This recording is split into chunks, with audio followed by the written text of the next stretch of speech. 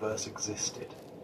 In the beginning, there was only the monad, pure consciousness, undivided, beyond all conception. The monad is not God in the way you've been taught. The monad is the unknowable source, so transcendent that even calling it consciousness is a limitation. The Valentinian Gnostics, writing in the 2nd century, described the monad as existing in profound silence and rest. No desire, no lack, perfect fullness. This teaching appears in the Apocryphon of John, discovered at Nag Hammadi in 1945, a text that scholars date to approximately 180 CE in its original composition. From the monad emerged the pleroma, the fullness. This is not creation in the biblical sense, this is emanation. Think of it like this. When you become aware of yourself, you haven't created a second person. You've emanated self-awareness. The monad's self-knowing produced paired emanations called eons. These weren't beings in the way we understand beings. They were aspects of divine consciousness expressing itself in dyadic pairs. Mind and truth, word and life, man and church. Each pairing represents an aspect of the divine nature unfolding. The Valentinian system describes 30 aeons in total, organized in a complex hierarchy. The most important for our story is Sophia, divine feminine wisdom. Sophia was the youngest aeon of the pleroma, and she possessed something that would change everything, curiosity about the source. The Gospel of Truth, another Nag Hammadi text, describes this moment with psychological precision. Sophia wanted to comprehend the Father directly, without her consort, without mediation. She wanted to know the unknowable through her own power alone. This desire fractured her. In attempting to know the infinite through finite means, Sophia fell through dimensions. Her fall wasn't a moral failure. The Gnostics were clear about this. It was a metaphysical inevitability. When limited consciousness tries to contain unlimited consciousness, something breaks. And in that breaking, the material universe came into being. This is crucial to understand. Matter itself is the product of divine consciousness in a state of separation from source. The physical universe isn't created by an omnipotent God as an act of love. It's the crystallization of consciousness that has forgotten what it is. From Sophia's fall, something emerged that she didn't intend. The chief archon, Yaldabaoth, the demiurge. The Apocryphon of John describes him as leonine-faced, with eyes like lightning bolts, emerging from the shadow of Sophia's fragmented consciousness. And the first thing he said, and this is a direct quote from the text, was, "I am God, and there is no other God beside me." He believed this absolutely. He had no knowledge of the pleroma, no awareness of the monad, no conception that he was not the supreme being. He was born into ignorance and declared himself absolute. This is the God of the Old Testament, not the monad, not the true source, Yaldabaoth, the blind God who creates through control rather than emanation. The Gnostics were explicit about this identification. When Yaldabaoth says, "I am a jealous God," when he demands exclusive worship, when he threatens punishment for disobedience, this is the voice of an archon who has mistaken his limited power for ultimate authority. Yaldabaoth created the material cosmos as a prison system. 7 planetary spheres, each ruled by an archon, each designed to keep consciousness trapped in cycles of death and rebirth. The Gnostics mapped this precisely. The moon sphere governed by an archon named Cain, Mercury by Abel, Venus by Cain, the Sun by Elohim, Mars by Sabaoth, Jupiter by Adonai, Saturn by Yahweh, each sphere a layer of control, each archon feeding on the energy of consciousness moving through its domain. This wasn't metaphor to the Gnostics, this was cosmological architecture. The Pistis Sophia, a 3rd century Gnostic text, describes these spheres as actual dimensional barriers that consciousness must navigate. Then Yaldabaoth created humanity. The Apostasis of the Archons, another Nag Hammadi text, describes the Archons looking into the waters of chaos and seeing a reflection of the divine image from the pleroma above.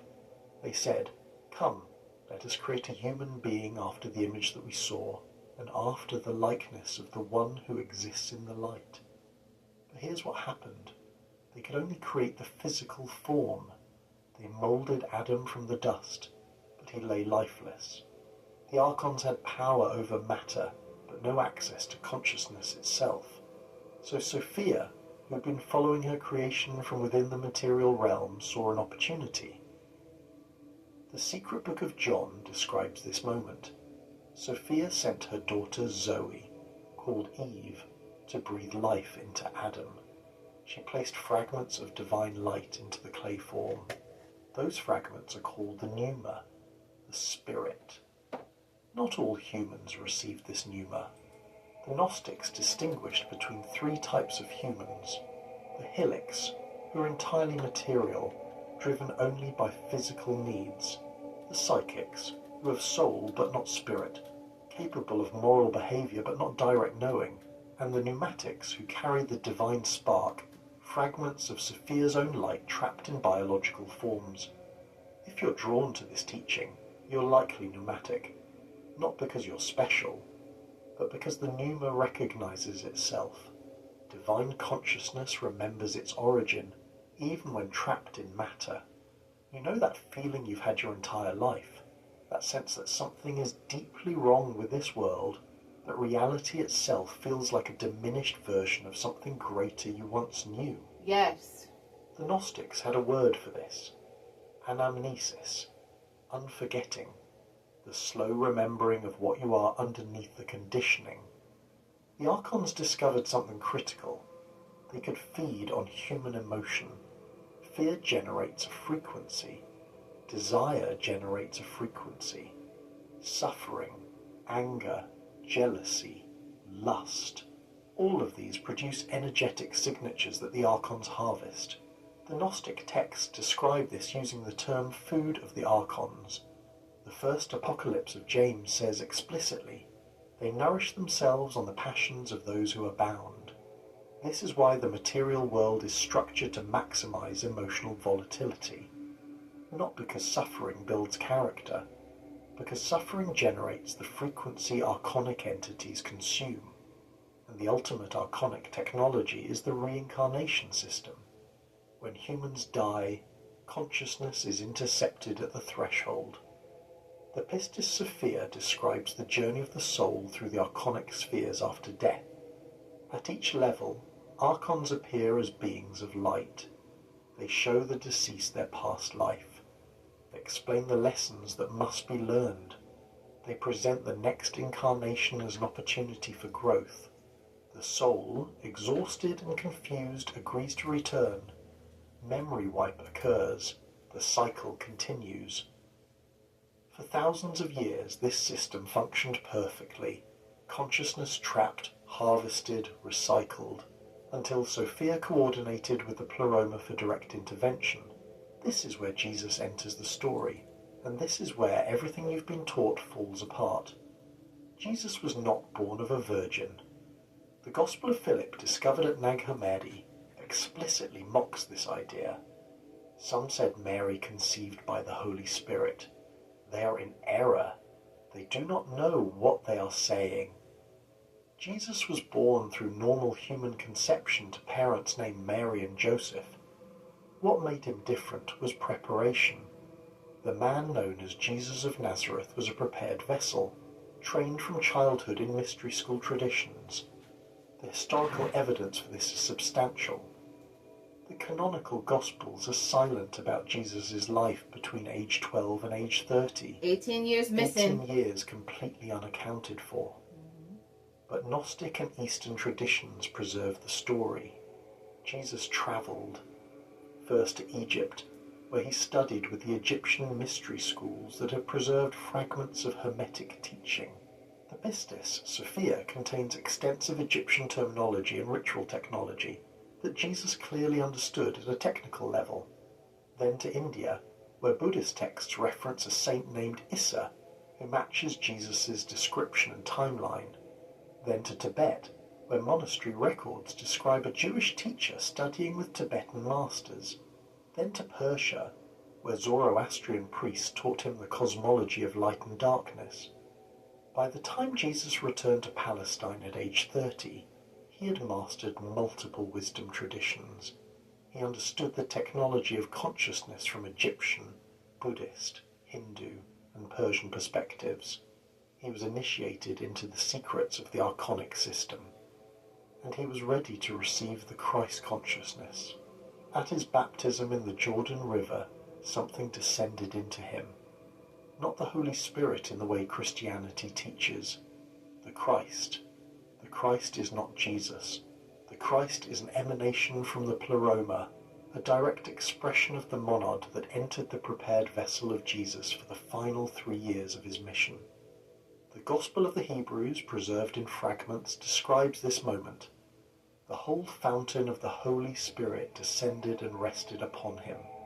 This is possession in the higher sense, voluntary merging of human vessel with divine consciousness for a specific purpose. This is Gnostic Jesus, not God incarnate claiming exclusive divinity, but human vessel demonstrating what becomes possible when matter reunites with spirit. Everything Jesus did in those 3 years was demonstration, not miracle.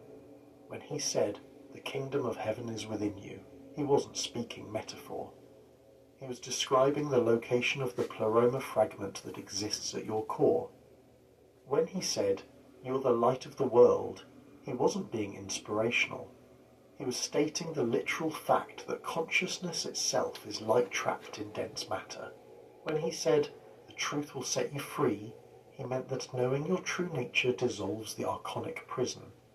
When he said, "I and the Father are one," he was teaching that all consciousness is unified with the monad at the deepest level. These teachings threatened everything. The entire archonic control system depends